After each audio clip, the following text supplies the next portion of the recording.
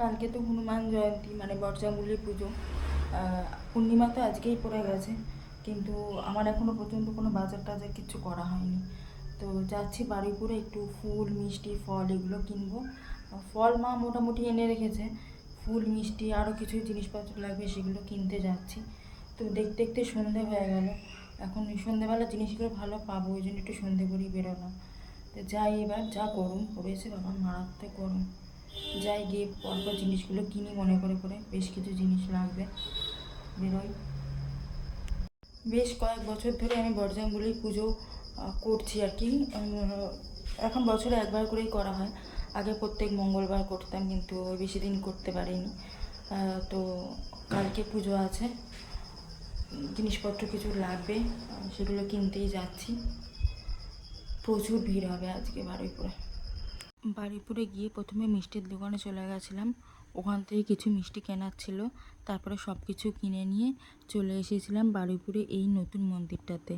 এই মন্দিরটা খুব বেশি দিন হয়নি, এটা হয়েছে একদম সোনারতরী যে কমপ্লেক্সটা আছে ঠিক তার উল্টো দিকে। তো বেশি দিন হয়নি, এটা এই বছর প্রথম বজরংবলী পুজো হবে। তো খুব ভালো সময় গিয়ে পৌঁছেছিলাম, দেখছিলাম আরতি হচ্ছিল, তো আরতি দর্শন করলাম। এবার পরের দিন কখন পুজো হবে আর জানিনি, এই কারণেই, কারণ বাড়িতে করে হয়তো শরীরটা খারাপ লাগতে পারে, যেতে পারবো কি না পারবো। তো আরতি দেখে চলে এসেছি।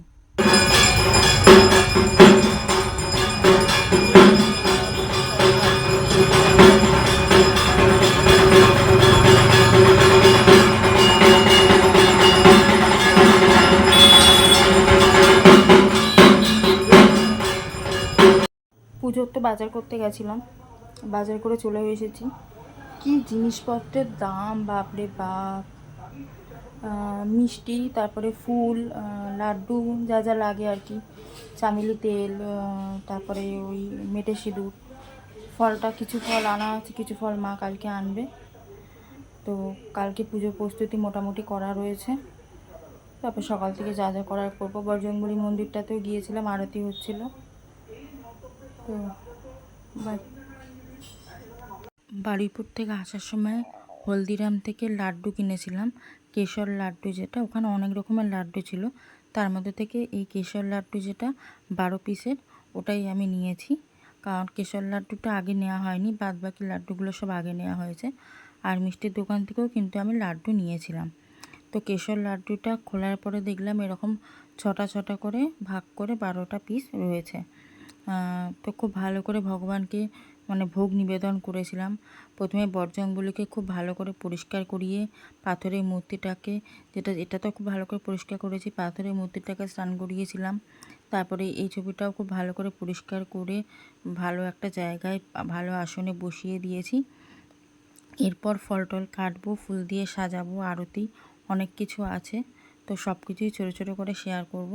এখানে কর্পূরে আরতি করেছি, এখানে প্রদীপ জ্বালিয়ে দিয়েছি, এখানে মিষ্টির থালা সাজিয়েছি, ভগবানকে ফুল দিয়েছি, তারপর এখানে ফল, এখানে ছোলা গুড়, এখানে ধূপ, জল।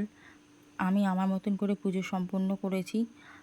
বজরংবলী পুজো আমি আজকে থেকে না, প্রত্যেক বছরই এই হনুমান জয়ন্তীটা করি। আগে তো প্রত্যেক মানে সপ্তাহে করতাম, এখন তো সপ্তাহে করে হয়ে ওঠে না, তবে ওই বছরে একবার করে করি। তো ভিডিওটা কেমন লাগলো অবশ্যই জানাবেন।